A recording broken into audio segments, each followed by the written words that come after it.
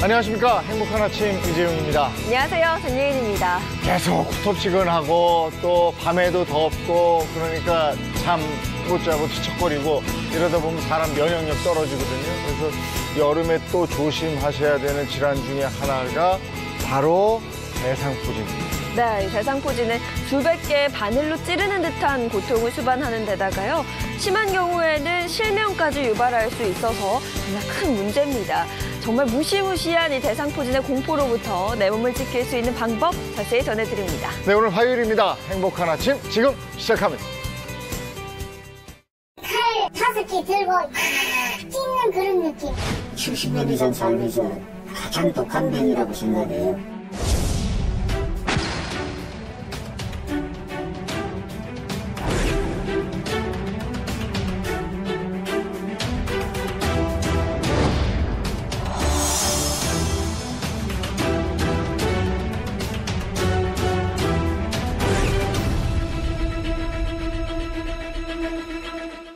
주변에 혹시 저 대상포진 걸린 분들 못 보셨습니까? 요즘에 왕왕 있더라고요. 네. 보통은 어르신분들께서 많이 걸린다고 생각하시지만 20, 30대도 안심할 수 없습니다. 제 주변에는 친구들 중에 대상포진 때문에 고민하고 또 아파하는 친구들이 있어요. 네. 대상포진이라는 게 이게 고통으로 이 고통으로 유명한 질환인데 제 주변에도 있는데 보면요 옷깃만 딱 스쳐도 칼을 베인 듯한 고통이라고 표현을 할 정도로 아주 지독합니다. 이게 특히 그 여름철에 더 발병이 많이 난다 그러는데 안쓰럽더라고요. 네, 정말 무시무시한데요.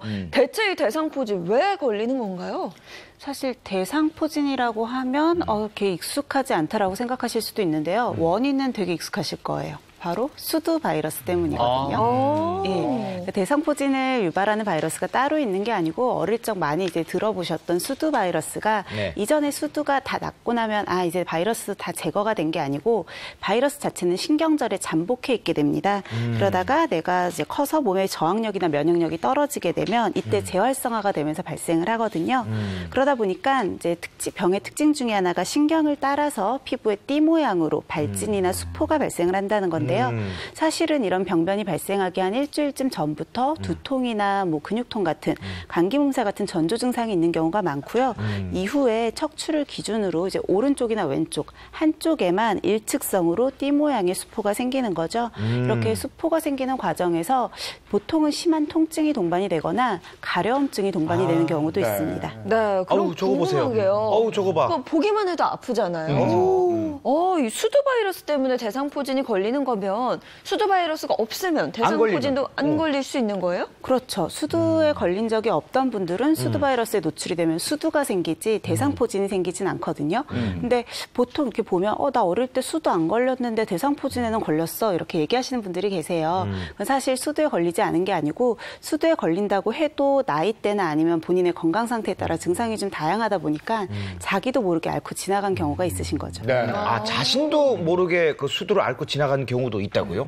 네, 신기하네. 그렇습니다. 보통 이제 보면 이제 한 반에 한 아이가 수두에 걸리면 격리를 시킵니다. 학교에 못 오게 하죠. 그렇죠. 그리고 이제 다른 애들도 접근을 못 하게 하는데 실제로 이제 뭐 이렇게 한 반에 수두에 걸린 어린아이가 한 명 있으면 그 주위에 있는 접촉된 어린아이들에게는 모두 수두 바이러스에 노출이 됐다고 보면 됩니다.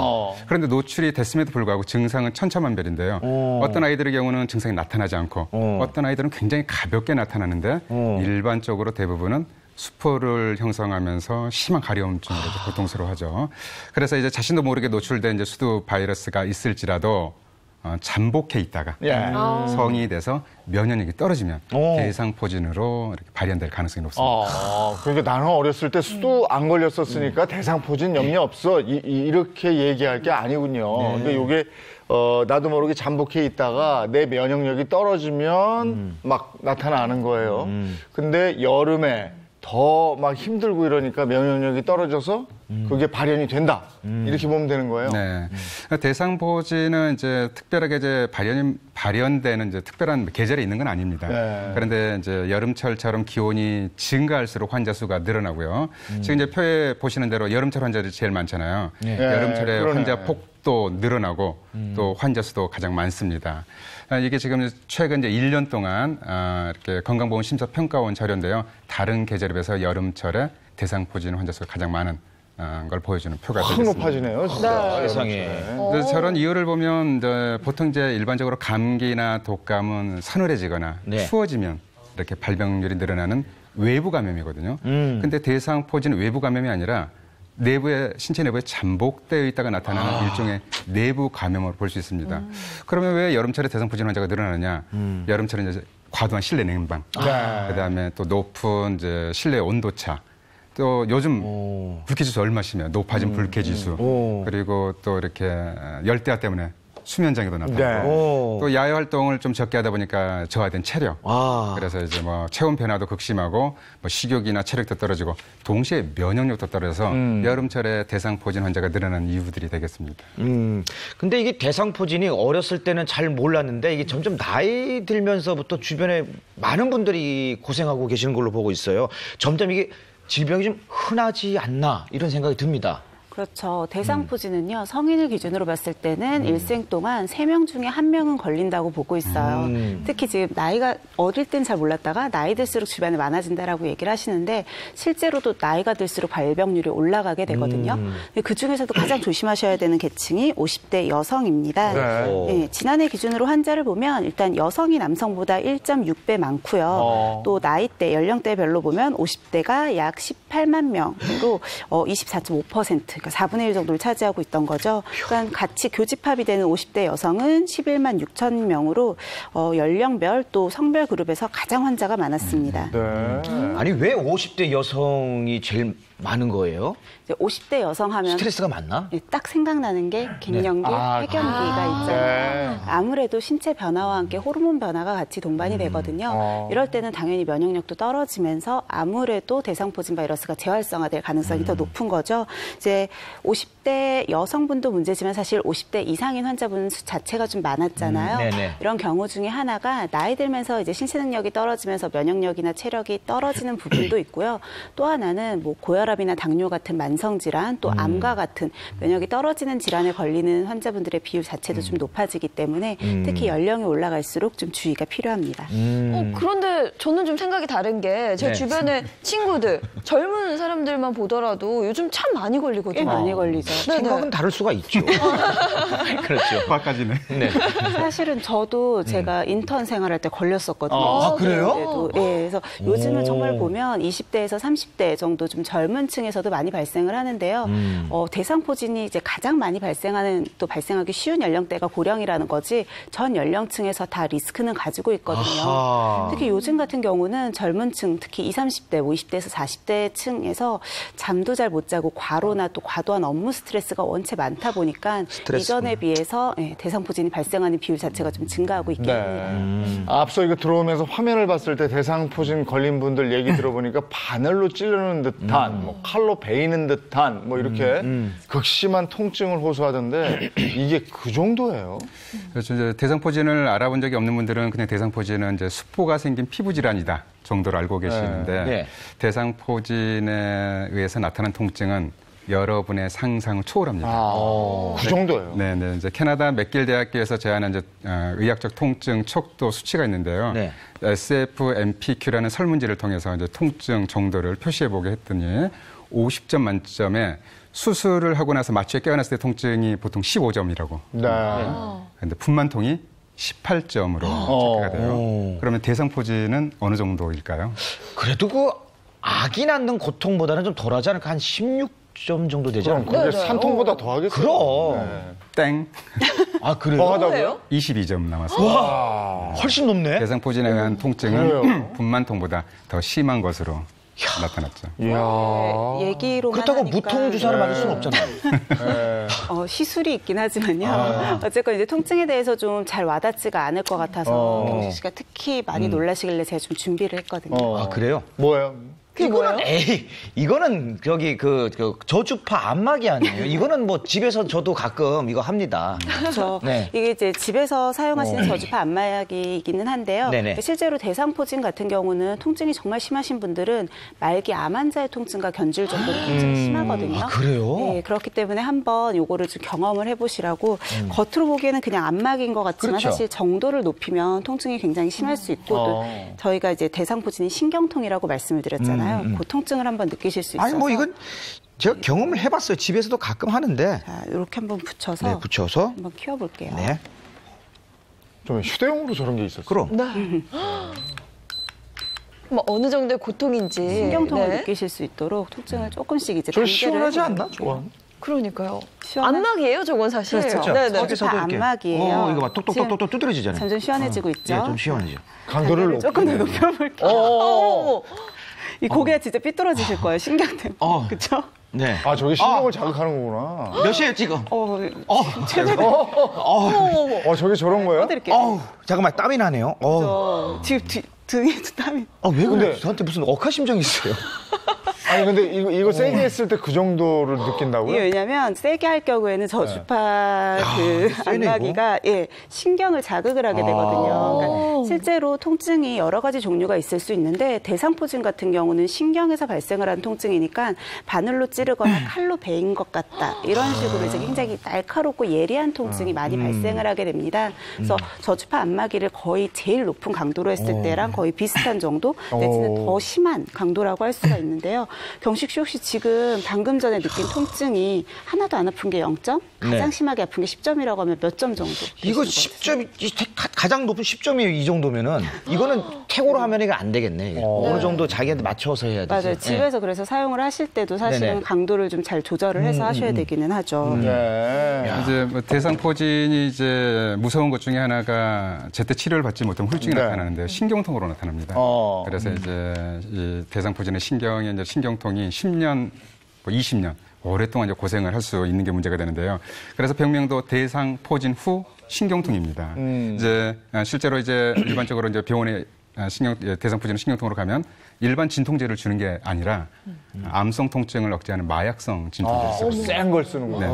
그런데 제 환자분들은 이 마약성 진통제도 효과가 없다는 환자분들이 많으세요. 아유, 세상에. 한의원에 이제 방문을 하시는 경우도 있는데 한의원에 방문을 하시더라도 통증은 어느 정도 억제는 되는데 완전하게 없앨 수가 없고 또 수개월에서 일반적으로 수년 동안 지속적으로 치료를 받아야 되는 분들이 많습니다. 그래서 실제로 이제 대상포진 후에 대상포진에 걸려서 후유증으로 인해서 신경 변성이 생긴 경우는 이 통증으로 평생을 고생하실 수 있기 때문에 주의하셔야 됩니다. 아이고야. 평생이요. 평생. 그럼 죽을 때까지란 말씀이세요? 그렇습니다. 야, 그럼 달래고 살아야 된다 이런 얘기인데. 만만하게 지금 볼 뭐, 질환이 아니에요. 대상포진 통증 얘기하는데 끔찍하잖아요. 네네. 근데 이게 통증만이 문제가 아니고 아까 한동원 선생님 얘기하듯이 후유증, 그러니까 이걸로 인해서 생기는 합병증 이런 것도 만만치 않다는 얘기잖아요. 그렇죠. 이제 대상포진 자체가 제때 치료하지 않게 되면 심각한 합병증을 동반을 할 수가 있는데요. 네네. 아무래도 바이러스가 침범하는 부위에 따라서 좀 달라질 수가 있겠죠. 신경절이라고 하면 가장 많이 침범하는 부분은 보통은 이제 척추를 따라서 있는 신경절이거든요. 네. 그래서 요추를 침범하게 될 경우에는 일단 병변 자체는 아래쪽 사타구니를 타고 엉덩이나 아우, 저거 보세요. 허벅지, 다리, 팔 이런 곳에 이제 발진이 나타나죠. 아, 저렇게요. 보기만 해도 고통스러운데요. 그러니까. 병변 사진인 거예요. 네. 이건 심한 거죠. 그렇죠.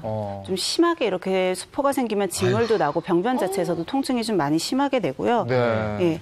여기 이제 요추를 할 경우 이제 하체 위주로 발생을 하는데 또 경추 부분, 목에 있는 아유, 경추신경절로 침범이 될 경우도 있거든요. 네. 이런 경우에 있어서는 아우, 저거 어떻게 저거. 한쪽 팔을 따라서 쭉 가게 되니까 목이나 쇄골, 어깨, 팔 같은 곳에 발진이 나타나게 돼요. 증상이 굉장히 심해 보이는데 이렇게 증상이 심할수록 합병증의 위험성도 커지게 되거든요. 네. 특히 요추나 경추를 공격한 경우에는 치료를 제때 하지 않으면 네. 아까 한동환 선생님 얘기하신 신경통, 그러니까 대상포진 후 신경통이 발생할 확률이 훨씬 더 많아지게 되고요. 이런 신경통이 만성화될 경우에는 사실 그냥 옷 입을 때 옷만 이렇게 스쳐도 굉장히 따가워하고 네. 또 이렇게 옆에서 이렇게 닿는다거나 꼬집기만 해도 죽을 것 같은 통증이 느껴진다라고 얘기를 하십니다. 아니 근데 옷을 안 입고 살 수도 없고 옷을 입으면 쓸리게 되는 건데 그러면 통증이 그때마다 그런 통증을 느끼게 된다 이거예요. 네. 아니 그냥 이렇게 칼로 베이는 네. 요거는 뭔지 알겠어요. 근데 그걸 계속 24시간을 그 통증을 느낀다. 이건 너무 끔찍하네. 그렇죠. 굉장히 아플 것 같고 뭐 네. 사실 일상생활이 불가능할 것 같다라는 생각도 그럼. 들거든요. 근데 얼굴에까지 합병증이 올 수가 있어요? 그 입술 봐봐요, 아까. 얼굴 부위에도 신경절이 있다 보니까 얼굴을 침범을 하게 되는 경우에는 사실 얼굴에는 우리가 뭐 아, 청각, 저렇게. 그렇죠. 쳐봐봐. 귀나 아니면 눈 부분, 또 두피, 입 같은 부분에 발진이 심하게 나타나기도 합니다. 네. 저렇게, 눈 바로 밑에, 뭐 입술 밑에. 코 옆이나 코 옆에. 네, 부분. 코 옆에. 그냥 피부 질환이 귀에도 아닌 거예요. 있네. 귀 속에 발생을 한 이게 거예요. 신경을 따라서 저렇게 수포가 생기는 거예요. 아, 머리에 생기는 저 머리 아니에요. 두피에도 두피 생겨요? 안에도 발생할 수 있습니다. 뭐 거의 온 몸에 이제 합병증이 발생하는 것 같은데 그 중에서도 특히 위험한 부위가 있어요? 아무래도 다른 부위에 비해서 안면 부위 같은 경우는 아까 뭐 두피나 이런 곳을 보여드렸는데 뇌신경이랑 연결이 돼 있거든요. 안면신경이. 뇌까지. 예, 그렇기 때문에 좀 훨씬 위험할 수 있고요. 이제 단순히 보고 듣는 이제 시신경이나 청신경 말고도 뇌신경을 타고 가서 뇌 쪽으로까지 감염이 이어지게 되면 뇌수막염이 발생을 할 수가 있는데 이런 경우에는 이제 치사율이 15%를 넘어설 수도 있죠. 세상에. 굉장히 치사율이 높고 사실 사망까지 가지 않는다고 하더라도 우리가 안면 부위 중에서도 눈 있는 쪽에 발생을 하게 되면 네. 일단은 눈시림이나 눈충혈 같은 것들이 굉장히 심해지고요. 뿐만 아니고 시력이 떨어지거나 실명에 이를 수도 있습니다. 실명이요? 실명까지. 그리고 아까 사진에서 보면은 귀 속에도 수포가 있었잖아요. 이렇게 네. 귀에 발생한 경우에도 뭐 간단하게는 뭐 이명이나 이 통증 뭐 이런 것들만 느껴지실 수 있는데 심할 경우에는 청력이 감소하거나 역시 소실이 될 수도 있고요. 또 하나는 안면마비로도 올 수가 있어요.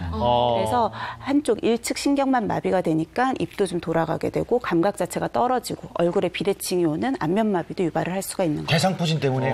아니 지금 얘기만 들어도 막 무시무시한데 저희가 실제 살해 잡은 사진이 있어요. 네. 그거 한번 보고 또 얘기 나눌까요? 네. 대상포진 때문에. 입원하셨나 보네. 머리 쪽에 있나 봐요? 머리에 두피에. 수포. 네. 그러니까 입원까지 하신 거죠? 네네. 산소 마스크까지 앞서 한 모습도 있었고 정말 큰일 날 뻔했는데요. 아까 이제 안면부에서 머리 위로 올라간 것 같은데, 예. 그죠. 자, 그러면은 어떤 사례인지 한번 들어볼까요? 뒤통수에부터 이렇게 머리 정수리 쭉 지나서 눈까지 이렇게 고통이 왔어요. 바늘로 찌른다고 해야 되나? 이게 따닥따닥 찌르면서 이렇게 앞으로 오는 거죠. 꾹 이게 아니라 꾹 몇 초 동안 아파요. 이게 꾹 하고 몇 초, 그 다음에 또 몇 초 있다가 다시 꾹 몇 초, 이게 24시간 동안. 그게 하루 종일요? 네, 멈추질 않아요. 진통제도 안 먹혀요, 이게. 전 눈이 진짜 아픈 거예요. 여기 안쪽이 되게 아픈 거예요. 네. 그래서 이제 눈에도 감염됐다고 저는 나온 거예요. 완쾌가 되면은 다행인데 이제 또 이게 부작용으로 이제 실명할 수 있고 막 이래가지고 네. 눈이 부어서 눈이 잘 안 떠지는데 심할 때는 제가 핸드폰도 못 봤어요. 이 눈이 너무 시려서.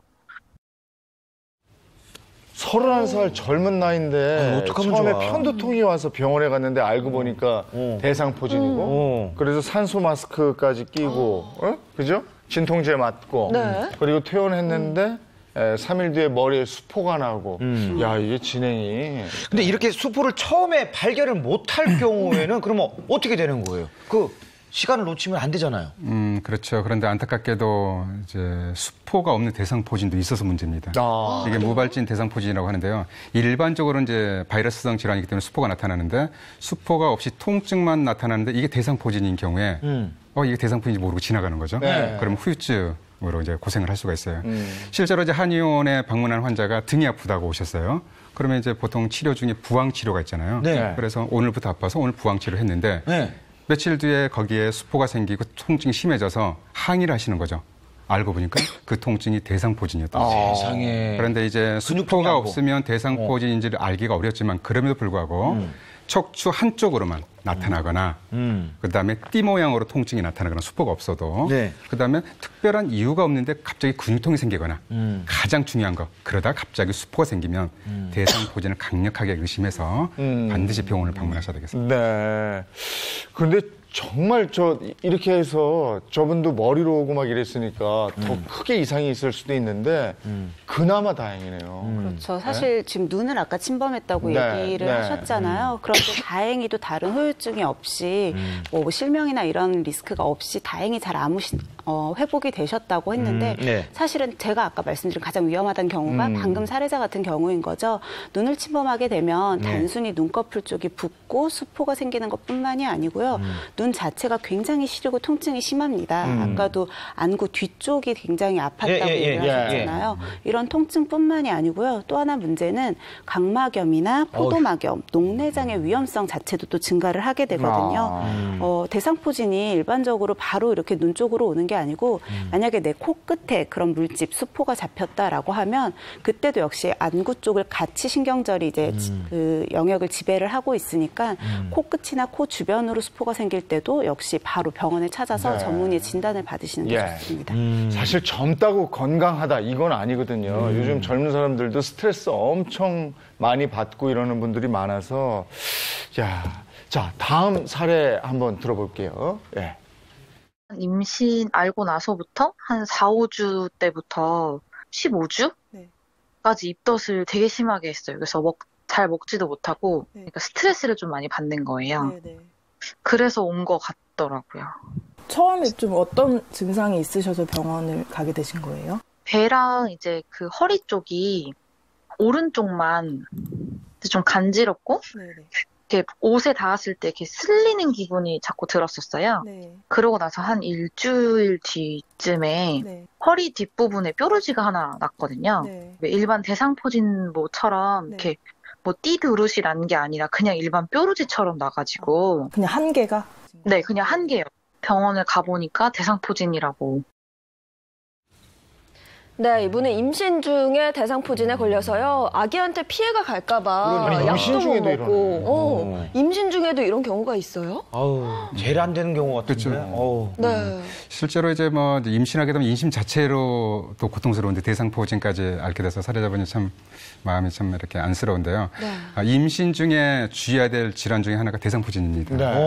임신하게 되면 이제 대사와 호르몬의 변화가 생기고 또 입덧 때문에 잘 먹지도 못하니까 면역도 떨어지고 또 면역 체계의 반응이 뒤바뀌거든요. 임신하게 되면. 그래서 이제 잠복되어 있던 수두 바이러스가 재활성화될 가능성이 높기 때문에 특히 임신 중에는 대상포진을 주의하셔야 되겠습니다. 임신부들 진짜 이 대상포진 조심하셔야 될 것 같네요. 근데 더 걱정인 거는 만약에 걸렸을 때 그 태아에 영향이 없을까요? 다행히도 임신 중에 이제 대상포진이 발생을 한다고 태아가 감염이 되거나 하는 위험성은 없습니다. 근데 문제는 아까 말씀드린 것처럼 대상포진은 통증이 굉장히 심하다 그랬잖아요. 네네. 그래서 진단이 되게 되면 항바이러스제와 함께 진통제나 스테로이드 같은 여러 가지 약들을 좀 사용을 해야 하는데 아무래도 그런 약물 사용에 제한이 있겠죠.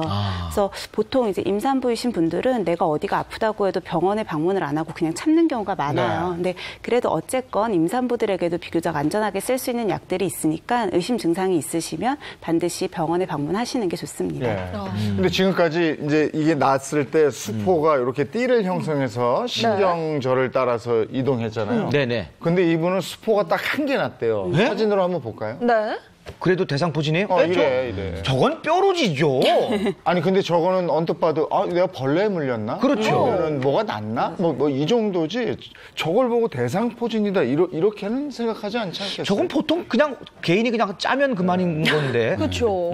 벌레 물린 자국 같기도 하고. 그렇죠. 이제 원래 이제 일반적으로 대상포진이나 이름 자체가 띠 모양으로 발진이 생겨서 대상포진인데 아까 서두에서 말씀드렸듯이 발진이 아예 없는 무발진 대상포진도 있고 또 이렇게 화면을 보셨듯이 발진이나 수포가 딱 하나만 있는 경우도 있기 때문에 이런 경우는 보통 천차만별이라고 하잖아요. 하늘과 땅 차이 또 10,000명이면 10,000명 다 증상이 다 각기 다를 수 있기 때문에 좀 주의하셔야 되겠습니다. 오늘 행복한 아침이어야 되는데 이 대상포진 얘기를 하다 보니까 굉장히 마음이 무거워요. 아니 이 통증이 저렇고 지금 그렇죠. 너무 막 무시무시해요 보니까. 그렇죠. 네. 이게 치료를 갖다 빨리 해야 되는데 혹시 이 대상포진에는 이게 골든 타임이라고 그러죠? 이거 빨리 치료하면 또 괜찮은가요? 어떤가요? 그럼요. 골든 타임이 있습니다. 대상포진 같은 경우는요. 수포나 발진이 발생하고 72시간 내에 빠르게 항바이러스제를 투여하는 게 중요하거든요. 병 자체의 예후도 훨씬 더 좋아질 수 있고요. 네. 저희가 대상포진하면 제일 많이 걱정하는 대상포진 후 신경통도 72시간 내에 약물이 투여가 됐을 때 유의하게 줄어든다고 하니까 내가 좀 의심스럽다, 발진이 한두 개 생겼다라고 하면 지체하지 말고 바로 병원으로 가시는 게 좋습니다. 72시간.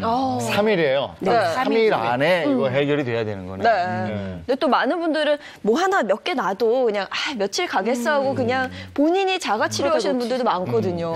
골든타임 72시간 반드시 기억하시기 바랍니다. 대상포진이 조짐이 보였다. 그러면 72시간 3일 안에 뭐 진행을 멈추게 하면 되는 건데 그래도 내가 보니까 제가 오늘 쭉 보니까 평생을 그냥 이렇게 그 다스리면서 살아야 되는 것 같아요. 한번 걸리면 맞아요. 무시무시한데. 그래서 예방이 더 중요하지 않나 싶어요. 요즘에는 대상포진 예방주사 있지 않아요? 저도 본 것 같아요. 그렇죠. 병원에서 많이 좀 보셨을 거예요. 다행히도 대상포진은 예방접종이 있습니다. 현재는 면역력이 좀 떨어지는 시기인 60세 이상 성인에게 한 번 정도 접종하는 것을 권장을 하고 있거든요. 네네. 병원마다 조금 이런 수가가 다르기는 한데 보통은 한 12만 원에서 20만 원 정도 사이로 네. 사실은 1회 접종치고 굉장히 고가이기는 해요. 그래도 또 요즘은 지역별로 저소득층을 대상으로 무료 접종을 하고 있는 곳도 있고 예, 보건소 접종도 있으니까 좀 알아보시면 조금 더 저렴하게 받으실 수 있을 거예요. 아니 직장인 건강검진 할 때 말이에요. 꼭 11월, 12월 되면 막 몰려요. 그러니까 좀 일찍 하라고 여름철이나 한 9월 정도까지 가면은 병원에서 보너스로 하나 더 해주는 게 있어요. 근데 이거 할래요? 아니면 대상포진 예방주사 맞을래요? 저한테 그러더라고요. 그래요? 그래서 저는 대상포진 예방주사 맞을게요. 그래가지고 그때 맞았어요. 그런 식으로 하셨네. 그러면 예방 정도는 어떻게 돼요? 100% 예방 다 되는 글쎄. 거예요? 되는 건가요? 사실 저희가 맡고 있는 예방접종 자체가요. 100% 예방이 되는 건 없어요. 그러니까 뭐 사백신이건 생백신이건 일부를 넣어서 면역력을 획득하는 거기 때문에 100%까지는 아닌데 대상포진 예방접종 같은 경우는 대상포진의 발생 위험을 50% 정도까지 반 이상으로 유의하게 낮출 수가 있고요. 사실 반이라고 하면 어차피 반이면 안 맞아도 되는 거 아니야? 라고 생각하시는 분 계실 수 있는데 저희가 권해드리는 가장 큰 이유 중에 하나는 예방접종을 맞고 나면 설사 대상포진에 걸렸다고 하더라도 이후에 신경통요일 가능성이 60% 이하로 확 줄어들게 됩니다. 사실 대상포진 자체보다도 그 이후의 신경통이 무섭다고 했잖아요. 네. 그렇기 때문에 예방률이 조금 떨어진다고 하더라도 예방접종은 반드시 맞으시는 게 좋고요. 대상포진 예방접종 같은 경우는 백신 자체가 바이러스를 좀 약하게 약독화시켜서 직접 집어 넣는 거거든요. 생백신이라고 하는데요.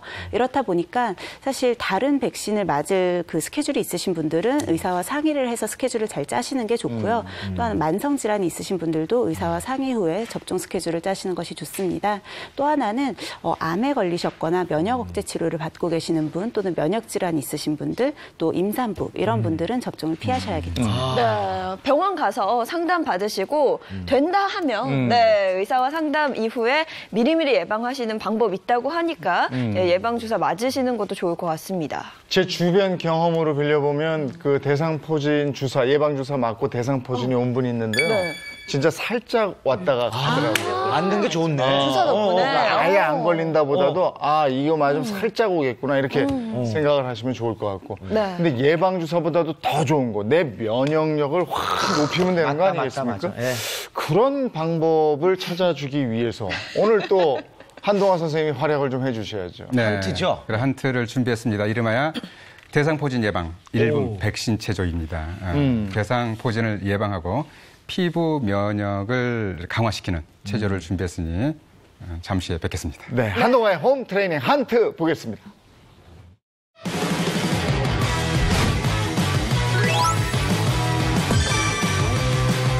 이것도 누가 바꿔야 되겠네. 그렇죠. 위, 아래, 왼쪽, 오른쪽. 동선 앞으로 찍은 아래, 거예요. 왼쪽, 오른쪽.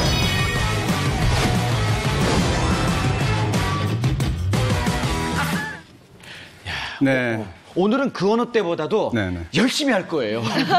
너무 무시무시해 대상포진. 네, 알겠습니다.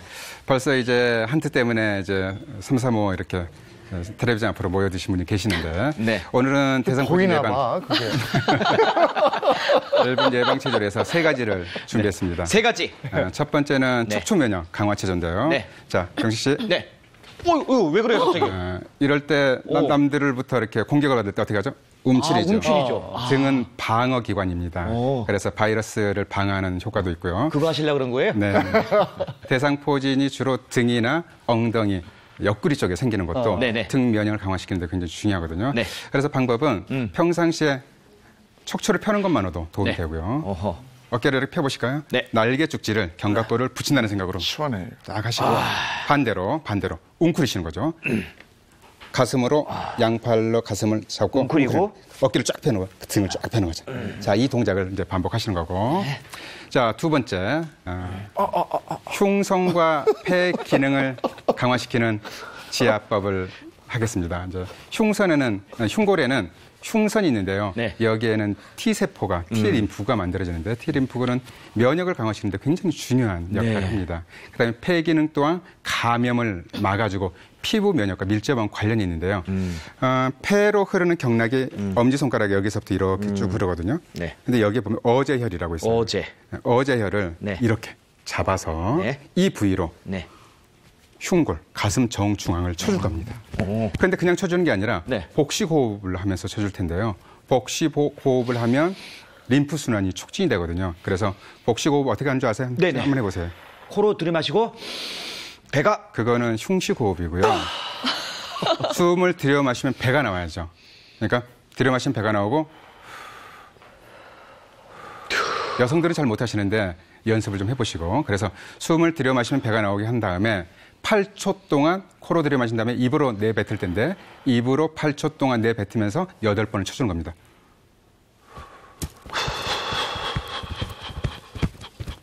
이렇게 되면 흉성과 폐 기능을 동시에 강화시켜주는 효과가 있고요.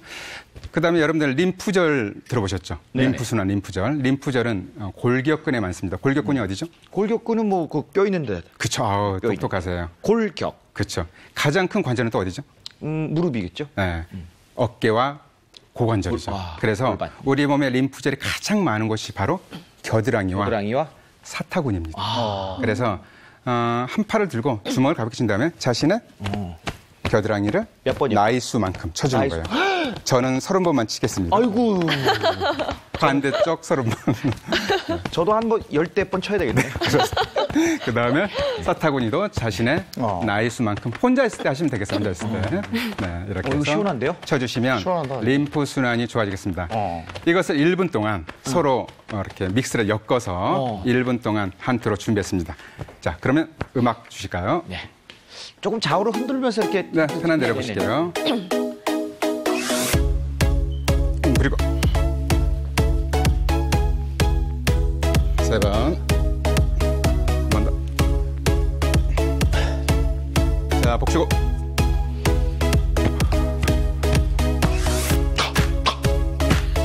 너무 세게 때리면 안 되는 거야. 한 번 더.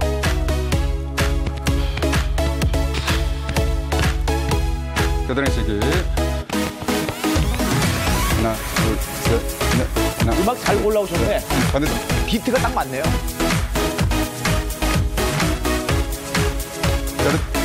사타구니. 사타구니.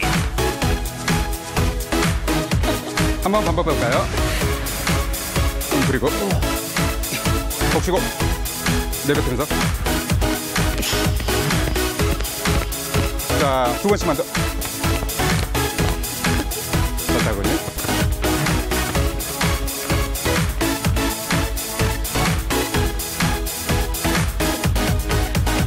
클럽 배운 것 같아요. 네. 네, 어떠세요? 아우, 시원한데요. 네, 열심히 했습니다, 네. 오늘은 진짜. 근데 지금 시청자 여러분들이 뭐 따라하고 싶은데 네. 놓친 게 있나 봐요. 네. 그래서 지금 저쪽에서 한 번만 더 해주세요 막 그러네. 그래요? 한 번만 더 해볼까요? 한 번 더 좋죠. 네. 그럼 음악 주실까요? 네. 자, 그대로 따라 하시면은 대상포진 자, 예방할 수 견갑골 있습니다. 붙이기. 자, 등 펴고. 움츠리고. 한 번 더. 자, 날개를 펴시고 움츠리고. 움츠리고. 한 번 더. 자, 쭉 펴시고 움츠리고. 자, 숨 들여 마시고. 복식호흡입니다. 때리면서 이제 내뱉어야죠. 한 번 더.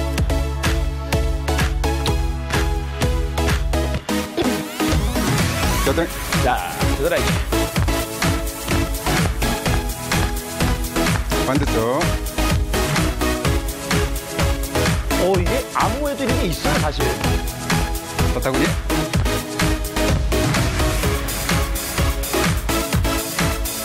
자, 한 번 더 해볼까요?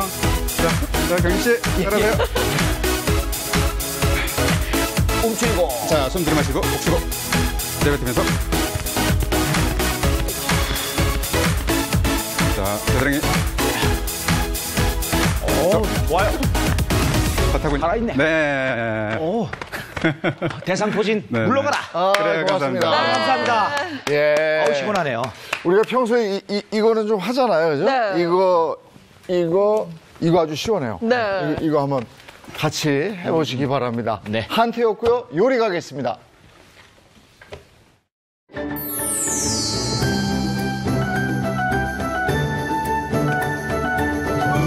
건강하게 먹을 수 있는 방법을 제가 알려드리려고 나왔거든요.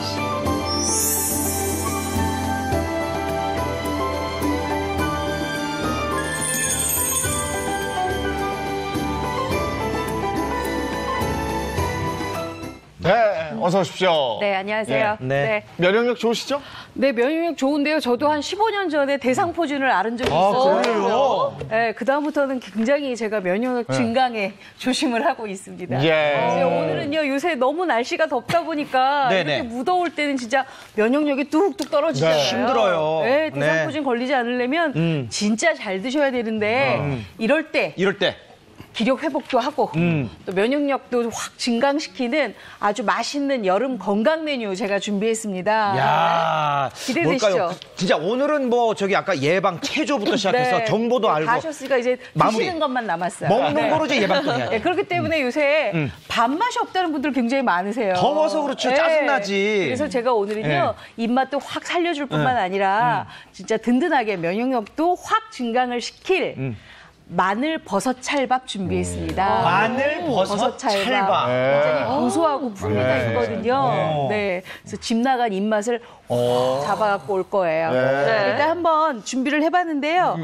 마늘을 먼저 준비를 했는데요. 네네. 요건 제가 마늘 6쪽 마늘 준비를 한 건데 요거 그냥 껍질 벗겨서 꼭지까지 떼서 준비를 하시고요. 네, 마늘은? 그다음에는 요거는 마른 버섯이에요. 마른 버섯. 예, 네. 예. 표고버섯인데 네. 요 표고버섯 물에다가 한 40분 정도 담가 놓으시면은요. 40분. 굉장히 잘 불려지거든요. 네네네네. 근데 그 불린 물을 버리지 마시고 마사지?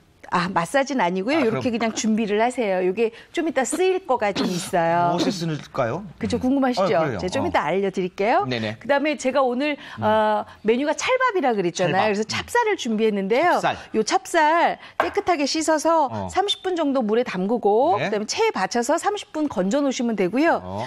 우리가 찹쌀만 하면 굉장히 좋은데 네. 제가 오늘 냄비에다 밥을 할 거라 찹쌀만 하게 되면 약간 좀 뭐랄까요? 이렇게 질죠? 너무 질척질척하고 그래서 맵쌀을 제가 조금 섞였어요.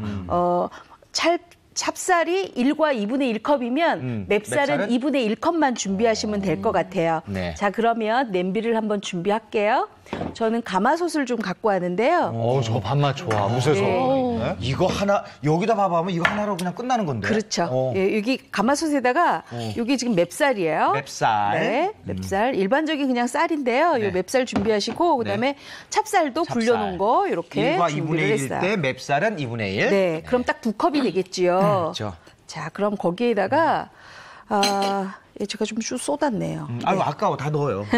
그다음에 표고버섯 불려놓은 거 이렇게 넣고요. 그다음에는 요 마늘도 이렇게 넣을 거예요. 표고버섯은 그 말린 거 물에 불리는 게 40분이라고 그랬죠. 그렇죠. 40분 정도 불렸어요. 그래서 이렇게 좀 잘 섞어주세요. 잘 섞어준 다음에 제가 아까 표고버섯 물 버리지 말고 두세요 했잖아요. 예. 보통 한 2컵 정도 준비하시면 되는데 네. 만약에 내가 찹쌀을 좀 묵은 찹쌀이다 이럴 경우에는 밥물을 조금 더 잡으셔야 돼요. 그래서 2와 5분의 1컵 정도 준비하시는데 요거를 그냥 붓는 게 아니라 네. 여기 지금 소금이에요. 소금을 소금 1 작은 술을 집어넣어요. 밑간을 하는 건가요? 왜냐하면 네. 찹쌀 찹쌀은 그냥 맹물에다가 하면은 살짝 쓴맛이 우러날 수가 있거든요. 그래서 훨씬 더 달달한 맛을 내기 위해서 표고버섯에다가 1작은술 정도만 이렇게 집어넣어요. 소금을? 네, 그러면 훨씬 더 찹쌀이 고소하고 단맛이 많이 나요. 짠맛이 아니고? 네. 그래서 요걸 신기하네. 붓는데 신기하네. 자, 여기 지금 딱 2컵이에요. 맞네요. 네. 근데 2컵 뿌리니까 2컵 붓긴 했는데 이게 물이 모자르지 않으니까 절대로 모자르지 않아요. 자작자작한 것 같은데? 네, 왜냐하면 찹쌀이기 때문에 밥물을 조금만 잡아도 되거든요. 이렇게 해서 제가 올릴 거예요. 자, 이렇게 해서 밥을 이제 지어요. 근데 어머님들이 아니, 나는 그냥 귀찮아서 전기밥솥에다 할 건데 전기밥솥도 똑같이 하나요? 똑같이 하셔도 됐어요. 괜찮습니다. 똑같이. 물량도, 밥물도 다 똑같이요? 네, 이렇게 해서 이제 밥을 제가 지을 거고요. 네. 이렇게 밥 짓는 동안에 제가 아주 맛있는 메뉴를 하나 더 할 거예요. 네, 바로 들어가죠. 네. 뭘 할 거냐면 궁합이 맞는 건가요? 그렇죠. 왜냐하면 찰밥하고? 이렇게 여름 찰밥에다가 같이 드시면 좋을 게 바로 뭐냐 하면 바로 여름 물김치인 나박김치예요. 야, 진짜 시원하죠. 그렇죠. 왜냐하면 이 마늘찰밥 좀 차게 만들어서 시원한 그 여름 물김치에다가 말아 잡수시면 진짜 입맛이 좋거든요. 싹 돌아오죠, 입맛이. 그렇죠. 네네. 그래서 제가 이렇게 먼저 준비를 했어요. 이게 지금 바로 알배추예요. 알배추. 네, 요거 그냥 소금배추라 그래서 어머님들 많이 쓰시잖아요. 네네. 이게 여름 배추인데 네. 이게 굉장히 아삭아삭하고 맛이 괜찮아요. 요거를 그냥 꼭지만 잘라서. 저거는 요즘 쌈처럼 먹어도 맛있더라고요. 네, 맞아요. 네, 이렇게 해서 그냥 그냥. 뚝뚝 잘라서 준비하시면 돼요. 이렇게. 어우, 서걱 소리가 아주 잘 익은 것 같이. 아주 좋죠. 네네네. 자, 이렇게 해서 준비하시는데 요게 준비하실 때 한 가지 절임 방법이 좀 다른 게요. 바로 뭐냐 하면 제가 지금 여기 나박김치에 들어가는 재료를 이렇게 한 대 다 모아놨거든요. 바로 김치인데 여기 알배추, 그다음에 오이. 그다음에 쪽파 있고요. 여기 미나리 있고요. 그다음에 붉은 고추 있어요. 무가 안 보여요, 무 안 보인다고요? 네. 여름에는요, 사실 여름무가 좀 심심하고 맛이 좀 덜하거든요. 그렇기 때문에 무 대신에 그냥 오이랑 요 알배추만 해도 충분한데요. 네, 가장 지금 포인트가 뭐냐면 요걸 절임을 좀 잘하셔야 돼요. 절임을 좀 잘하셔야 되는데 어떻게 잘하셔야 되냐면 들어가야 되는 재료가 있어요. 제가 경식 씨 앞에 이렇게 놨는데 멸치 액젓 좀 먼저 주시겠어요? 자, 멸치액 요거 아닙니까? 아니에요. 아닙니까? 그건 배지예요. 멸치 액젓이 요거죠? 네네네. 예, 요 멸치 액젓을 이렇게 집어넣고요. 그다음에는 요 옆에 소금 있죠? 네, 소금. 소금을 굵은 이렇게 소금으로. 굵은 소금을 훌훌훌 이렇게 버무려 주세요. 그다음에 여기 설탕이 있어요. 아, 설탕도 넣나요? 예, 여름김치는 지금 절임을 사실은 한 30분도 안 하기 때문에요. 이 설탕을 좀 넣어서 배추를 약간 달달하게 만들어야 돼요. 그래야 훨씬 더 얘가 발효를 촉진시켰거든요. 설탕이? 그래서, 그래서 이렇게 해서 30분만 딱 절여주세요. 근데 궁금하지 않으세요? 왜 오이는 안 절이지? 잠깐만요. 진짜 오이 아까 그쵸. 무 대신에 오이를 넣는다고 오이 했잖아요. 넣었는데 오이는 안 절였잖아요. 네, 오이를 언제 넣어요? 왜냐하면 이 아삭아삭한 알배추하고 같이 궁합 만든 식재료가 바로 이 오이인데요. 이 오이가요. 절이게 되면 나른해지잖아요. 펴지죠. 그러면 여름 나박김치가 아삭아삭한 그 맛에 먹는데 그 아삭임이 없잖아요. 그리고 요거를 오래 길게 먹지 않기 때문에 딱 절이지 않고 바로 그냥 버무릴 거예요. 아삭한 맛을 즐기기 위해서. 그래서 제가 이렇게 준비를 했는데 근데 여름 물김치의 가장 포인트는 뭐냐면 바로 여름 물김치에 들어가는 국물에 있거든요. 그 시원하죠. 그거 떠먹으면 정말 세상 모르겠어요. 근데 국물 하니까 생각나는 거 없으세요? 아, 저번에 보관하려 갔던 맞아요. 만능 육수팩. 맞아요. 그래. 이보은의 홈메이드 국물팩이 있었죠. 그래요. 이보은의 홈메이드 국물팩. 제가 이 옆에 이렇게 준비를 해왔는데 요거 그냥 하나만 꺼내서 국물을 끓이면 되는데요. 제가 고기 하나 꺼내놨죠. 요 안에는 지금 뭐뭐 들었어요? 뭐 다시마 그리고 이 새우. 그 별의별 게 다 들어갔네요. 그다음에 대파뿌리, 그다음에 홍고추. 그다음에 여기 보면 대파잎 이렇게 다 들어가 있는데 여기에 무말랭이가 들어가 있잖아요. 무말랭이? 이게 작년 겨울무기 때문에 굉장히 달큰하고 맛있어요. 그래서 요걸 가지고 팔팔팔 국물을 끓이는 거예요. 보통 이제 우리가 이렇게 한 단지 정도 준비한다 그러면 알배추 한 포기에 한 300g 정도 되거든요. 네네. 요거에다가 국물이 4리터 정도 끓이시면 되는데 요걸 제가 이렇게 국물을 준비해 놨어요. 국물 우려냈군요. 네, 네네. 준비해 놨고 이제는 그럼 김치 양념만 하면 되거든요. 네네, 양념을? 자, 그럼 양념을 해야 되는데 바로 요게 오늘의 키 포인트예요. 감자 아니에요? 네, 감자죠. 네네. 보통 이제 우리가 김치 국물 한다 그러면 어머님들이 찹쌀풀. 예, 찹쌀풀 많이 아니면 하시잖아요. 보리 뭐 이런 거에. 그렇죠. 네네네. 근데 여름이잖아요. 네네. 찹쌀풀 쓰구라 그러면 어머님들 아마 싫어하실 거예요. 저도 싫어요. 그래서 안 파나 그거는?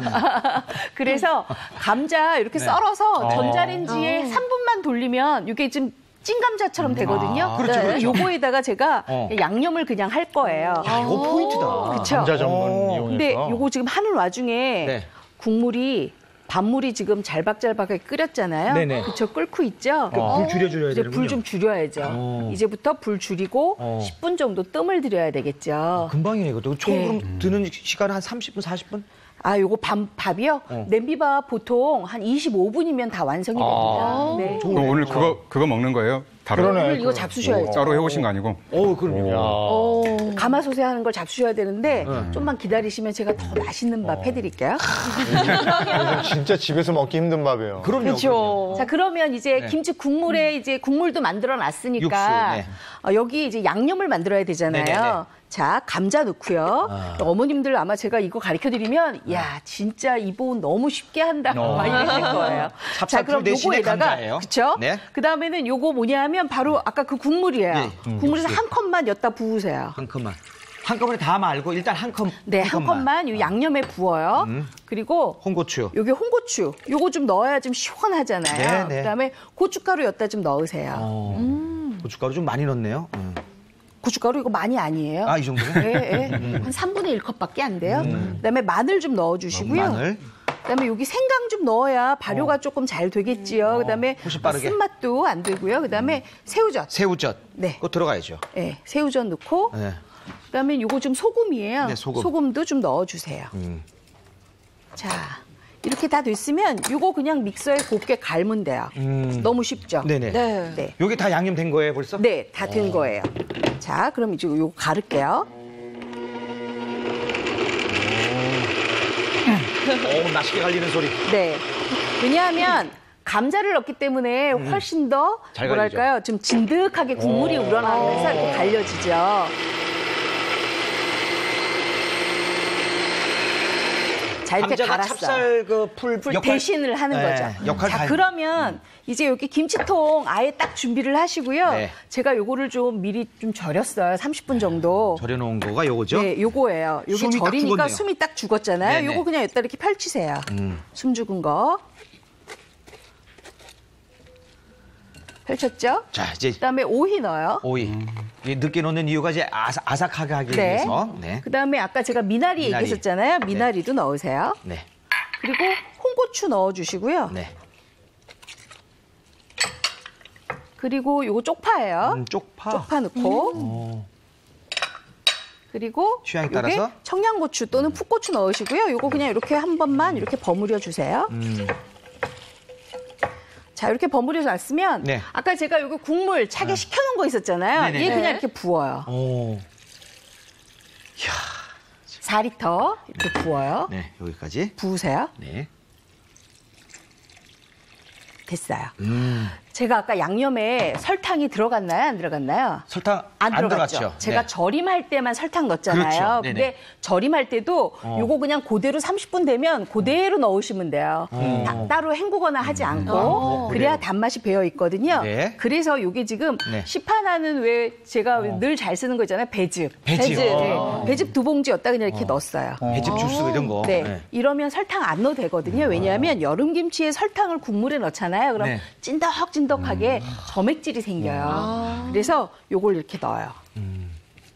좀 도와주시겠어요? 이건 뭐예요, 이게? 여기 지금 배보작인데요. 네. 제가 요거를 저다. 요 김치 국물을 엿다가 넣고 해야 되는데 미리 조금 곱게 갈아놨어요. 요거를 집어넣을 거예요. 저렇게 해서 그냥 넣는 게 아니군요. 그냥 넣는 게 아니네. 성격도 깔끔하시고. 그러게. 머리도 깔끔하시고. 그러면 이게 보온의 밥상이죠, 이게. 이렇게 하고 나서 요거를 요렇게 쥐고 난 다음에 이렇게 풀어요. 그러니까 굵은 덩어리들이 이게 퍼져서 이렇게 보기에도 훨씬 깔끔하게 보이죠. 여름 물김치는요, 사실은 굉장히 깔끔하게 먹어야 맛있는데 고춧가루가 둥둥둥 떠 있는데 찹쌀밥에 딱 앉았다. 어떠세요? 별로 식감이 좀 안 좋아 보이잖아요. 곱게 색깔이 나오겠네. 그렇죠. 그래서 맛도 이렇게 나오고. 색깔이 나오면 이게 진짜 곱잖아요. 네. 이게 감자가 들어있기 때문에 이게 맹맹하지 않고요. 네. 굉장히 착 달라붙은 맛이 나기 때문에 훨씬 더 맛있어요. 야, 이거 좋다. 여기 고급 한정식집 가면 나박김치가 저렇게 맑게 나오더라고요. 그렇구나. 가보셨구나. 우리도 한번 데리고 가요. 백반집하고는 좀 다르더라고요. 여기서 배우셨으니까 그래. 아마 집에 가시면 집에서 이거 이제. 나올 수도 있어요. 집에서 고급 한정식처럼 못 드실 수가 있어요. 자, 요렇게 해서 그럼 요거 이제 익혀야 되잖아요. 이제 여름 나박김치는요, 사실은 오늘 지금 담았으면 한 반나절 정도 반나절만 바깥에 두었다가 냉장고에 넣어놓고 다음날 아침부터 잡수시면 아주 맛있는데요. 제가 요거를 미리 어제 좀 담았어요. 담아서 이렇게 갖고 왔어요. 어유 세상에. 세상에. 맛있겠다. 정말 곱고 부드럽고. 야. 그쵸? 좀 다르죠? 네. 요렇게. 요거 한번 국물 한번 잡숴보시겠어요? 왜 말씀 안 하시겠어요? 잠깐만요. 여기다 드릴게요. 예. 저걸 사실은 집에서 엄두를 못 내거든요. 김치를 담근다? 근데 생방송 중에 저게 나왔어요. 뚝딱 나왔어요. 네. 제가 먹어보겠습니다. 네. 기가 막히게. 시원할 것 같아요. 부럽다. 더위야 물러가라. 긴급 제안. 네. 오늘 그 만들어 오신 거 있잖아요. 네. 저희 4명 가위가위보여서 이긴 사람 주세요. 그래. 그렇게 하세요. 네. 이거 갖다 드릴게요, 요거. 네, 알겠어요. 자, 이렇게 해서 잡수시면 되거든요. 욕심나요. 자, 요게 뜸이 지금 한 2분 정도 남았어요. 네. 뜸 들일 동안 네, 잠깐 영양. 네, 저희 요거 레시피 한번 보고 네, 여기 네. 들어간 영양 그거 한번 여쭙고 네, 이렇게 네. 할게요. 네. 레시피 먼저 보겠습니다.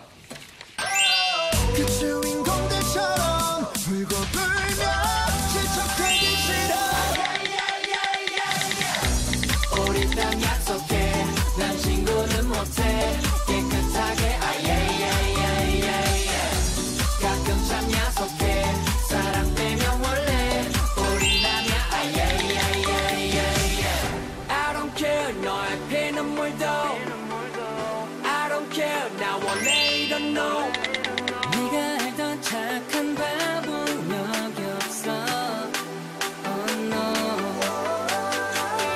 I don't care 너의 주변에서 I don't care 나 쓰레기 돼도 그냥 욕을 해 그래 그렇게 저는 밀어볼게 It's over 우리 딱 약속해 난 친구는 못해 깨끗하게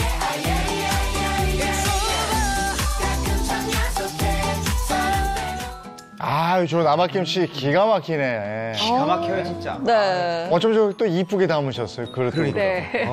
마늘, 버섯, 찰밥입니다. 무쇠소태했어요. 네. 귀하지. 요즘에 저 어디서 먹어? 어디서 먹어, 진짜. 네. 근데 저게 밥이 다 됐어요. 다 됐어요. 먹어볼까요? 네. 그럼 갓 한 밥 먹어야지. 그럼 그렇게.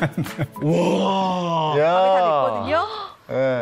다 됐는데 향 자, 그냥. 마늘 버섯 찰밥은요 네. 갓한밥 드시는 거 아니고요. 아니에요? 그래요? 이렇게 다 됐으면 네. 요 밥을 네. 이렇게 채반에다가 그렇게 하는 거예요? 식혀야 돼요. 식혀요. 이게 바로 여름밥이거든요. 이렇게 식힌 밥을 네. 떠서 나박김치하고 같이 잡수셔야 여름의 입맛을 확 잡을 예. 수가 있으니까요. 그래서 밥이 네. 식었구나 지금. 네. 그렇구나. 서운하게 생각했어요. 원래 차갑게 먹는 거구나. 그러면 저게 같이 넣은 마늘, 워낙에 좋은 건데, 그래도 효능 한번 짚어볼까요? 그렇죠. 마늘은 많이들 아시잖아요. 그래서 독특한 향미가 있는데 그게 바로 알리신 때문입니다. 이제 알리신은 항균 작용도 있고 혈액순환 촉진 작용도 있고 또 소염, 진통 작용도 있으면서 면역력을 높여주죠. 근데 마늘 자체에는 알리신이 없습니다. 원래 마늘에는 알린이라는 성분이 있는데 알린이 으깨지는 과정에서 알리나제라는 효소와 만나서 알리신이 만들어지는 거거든요. 근데 굉장히 중요한 게 알리나제라는 효소는 열에 약해서 너무 고열에서는 파괴돼요. 그래서 이제 생마늘 자체는 이렇게 위장 자극 때문에 드시기 어려운데 마늘을 살짝 구워 드시거나 네. 또 이렇게 마늘 장아찌로 드시게 되면 마늘의 효능을 높일 수가 있고 지금 여기 마늘밥도 좋습니다. 그런데 제 생각에서는 마늘밥에 처음부터 마늘을 넣어서 마늘밥을 하는 것보다 아까 중간에 선생님이 뜸들였죠. 그때 살짝 마늘을 넣어주는 게 마늘의 알리신을 이렇게 살리는 효과도 있을 것 같고 실제로 여러분들 국에 들어가는 마늘은 알리신 효과를 기대할 수가 없습니다. 아, 그렇군요. 그러니까 우리 매운맛이 남아야 돼요. 우리 삼겹살 구워 먹을 때 왜 이렇게 기름 조금 붓고 거기다가 마늘 넣어서 이렇게 끓인다고 그래. 그렇죠. 끓여서 그런 식으로 네. 먹잖아요. 그건 어때요? 이제 그것도 너무 오랫동안 가열을 살짝? 하게 되면 파괴되니까 살짝. 마늘의 생명보다 마늘 향미입니다. 그렇구나. 생으로 먹는 게 제일 좋은 모양이에요. 아니요. 아까 생으로 먹고 위장장애 있으니까 살짝만. 살짝 익혀서. 알아서 살짝. 살짝. 네. 표고버섯은요? 표고버섯도 아주 가장 대표적인 면역 증강식품 중에 하나인데요. 표고버섯에는 굉장히 많은 생리 활성 물질이 있지만 그 중에서도 1등이 베타글루칸이라고 볼 수 있습니다. 표고버섯의 베타글루칸을 추출해서 항암제로 개발된 적도 있거든요. 예. 베타글루칸은 감염을 예방하는 효과도 있고 염증을 조절하면서 항산화 작용도 있고 항암 작용까지 나타냅니다. 그런데 안타깝게도 베타글루칸이 버섯의 세포 벽 속에 들어가 있거든요. 그래서 제가 이제 가끔 이렇게 여러분들에게 이제 부탁을 드리는 게 생버섯이나 버섯 말린 것을 믹서로 갈아라. 그래서 세포벽을 파괴를 시켜야 베타글루칸을 쉽게 이제 소화 흡수를 시킬 수 있습니다. 네. 그런데 버섯을 통으로 해서 드시게 되면 어떻게 돼요?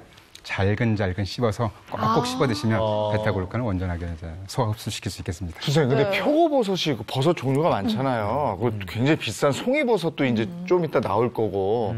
굳이 그게 다 달라요, 효능이?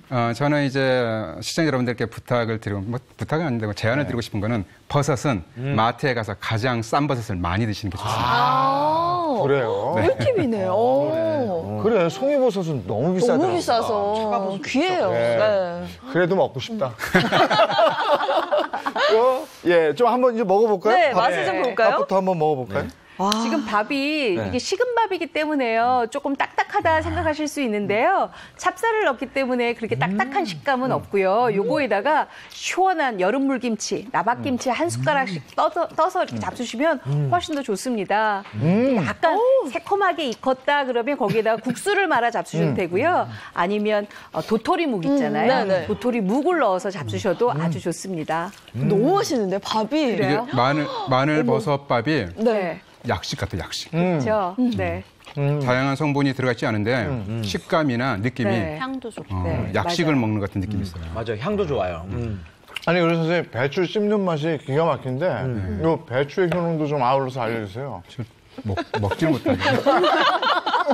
여러분 혹시 배추꽃 보신 적 있으세요? 배추꽃? 그럼요. 배추꽃. 네. 배추꽃이 10십자로 생겨 네, 있습니다. 십자로 생겨 있죠. 그래서 배추는 대표적인 십자가 채소인데요. 십자가 채소는 공통적으로 글루코시놀레이트라는 성분이 있는데 이 성분 자체가 면역 증강작용, 면역 안정작용, 또 백혈구나 사이토카인 단백질의 활성을 조절해서 염증까지 조절하는 효과가 있거든요. 그러니까 배추뿐만 아니라 다른 십자가 채소인 양배추, 청경채, 브로콜리도 다 마찬가지 효과가 있어요. 그런데 이 글루코시놀레이트 자체도 특정 효소와 만나서 가수분해가 되는 과정에서 생성되기 때문에 배추를 잘근잘근 꼭꼭 씹어 드셔야 효과를 나타낼 수 있는데 제가 멘트하는 동안 지금 계속 열심히 드시고 계셔서 서운합니다. 아니, 다 듣고 있습니다. 그리고 이게 말아서 먹으면 또 다른 맛이에요. 네. 말아서. 밥을요, 이렇게 나박 물김치에다가 말아서. 말아가지고 같이 잡수시잖아요. 그럼 찰밥의 그 쫀득쫀득한 맛이 느껴져서 훨씬 더 코팅돼서 맛있거든요. 근데 어머님들이 제가 가마솥으로 했으니까 오늘 저는 가마솥도 어떻게 하지 걱정하지 마시고요. 일반 전기밥솥에도 얼마든지 충분하게 오늘 저처럼 하시면 되거든요. 아니 이게 나박김치가 어쩌면 이렇게 배추가 아삭아삭해요. 너무 맛있어요. 오이도 살아있는 오이 같고. 예, 절이셔야 되고요. 오이는 절이지 말고 바로 넣으셔야 그대로. 돼요. 네. 세상에 나박김치에다 이렇게 밥 말아 먹는 게 이렇게 맛있는 줄 몰랐네. 왜 이렇게 단맛이 나요 또? 그렇죠. 단맛이 나죠. 제가 설탕은 안 넣었는데 배즙 넣은 단맛에다가 알배추하고 오이에서 저절로 나오는 단맛이 있거든요. 그리고 감자에도 단맛이 있으니까 네. 거기서 우러나오는 단맛이에요. 네. 정말 먹을 때 깔끔하네요. 참 저는 말이 없어요. 어때요? 너무 맛있죠? 네, 그 배추 네. 아삭하는 그 맛하고. 그쵸. 그리고 이게 그냥 그 뭐라고 그래? 육수. 예, 국물. 국물이 김치국물. 국물에도 밥을 말아 먹으니까 이렇게 맛있는 줄 몰랐어요. 아, 맛있어요. 이거 진짜 여름에 특식이에요, 특식. 근데 네. 오늘은 또 한동환 선생님이 디저트 가지고 오셨어요. 아, 네네. 디저트를 가져왔습니다. 오늘 이제 그 주제가 대상포진이잖아요. 대상포진을 예방하는 율무, 녹두, 백신차. 이게 바로 이제 율무와 녹두로 만든 차인데 한번 드셔보실까요?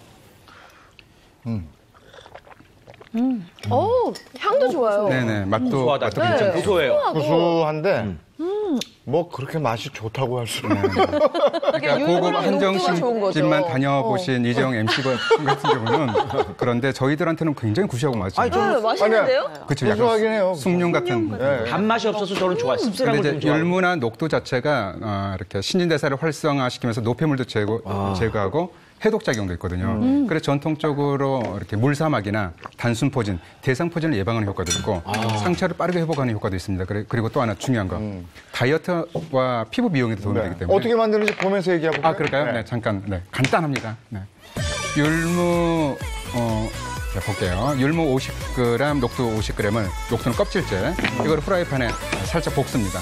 노릇노릇하게 볶아서 이것을 이제 육수팩에 넣고 2시간 물 2리터에서 1시간 정도만 끓이면 1시간 정도로 졸여지거든요. 네. 1리터 정도로.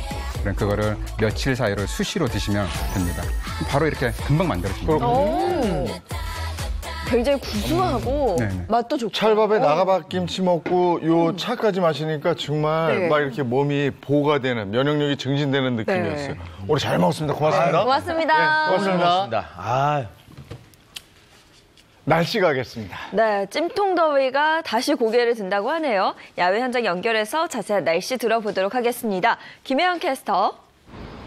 네, 잠시 서 있었는데요. 온몸에서 끈적끈적함이 느껴집니다. 현재 서울의 습도 80%인데요. 여기에 뜨거운 열기까지 더해지겠습니다. 조금 뒤 10시부터는 곳곳에서 폭염특보가 확대되겠습니다. 뿐만 아니라 서울 등 대부분 지역으로는 폭염경보로 강화되겠습니다. 한낮에 서울이 34도, 강원도 홍천은 무려 37도까지 높게 치솟겠습니다. 태풍 렛기마의 열대저압부에서 만들어진 비구름의 영향으로 오전까지 중부 서해안과 경기 북부에 비가 내리겠습니다. 또 대기가 불안정해지면서 오후부터 밤 사이 전국 곳곳에 5에서 40mm의 소나기가 지날 텐데요. 돌풍 벼락과 함께 시간당 30mm 이상의 강한 비가 집중되니까요. 우산 반드시 챙기시기 바랍니다. 때문에 빨래나 세차는 다음으로 미루는 게 좋겠습니다. 구름이 볕을 가려서 자외선이 강하지 않겠지만 불쾌감이 심하니까요. 냉방기기를 사용하시되 적정 온습도를 잘 유지하시기 바랍니다. 한편 태풍 렛기마에 이어 제10호 태풍 크로사가 올라오고 있습니다. 광복절인 목요일 새벽 규슈에 상륙하겠고 이후 동해로 진출하겠습니다. 이번 태풍도 우리나라에 직접적인 영향은 없겠습니다. 태풍의 가장자리에서 만들어진 비구름의 영향으로 내일 밤 남부지방부터 비가 시작돼 모레 전국으로 확대되고 있고요. 비가 내리며 폭염이 주춤해지겠습니다. 소화가 잘 안 될 때 흔히 매실 많이 찾으시죠. 푸른 보약이라고도 불리우는데요. 더위로 식욕을 잃었을 때도 탁월하다고 합니다. 매실, 청이나 장아찌 등 다양하게 활용하셔서 보다 건강하게 드시는 건 어떨까요? 지금까지 상암동 DDMC에서 날씨였습니다.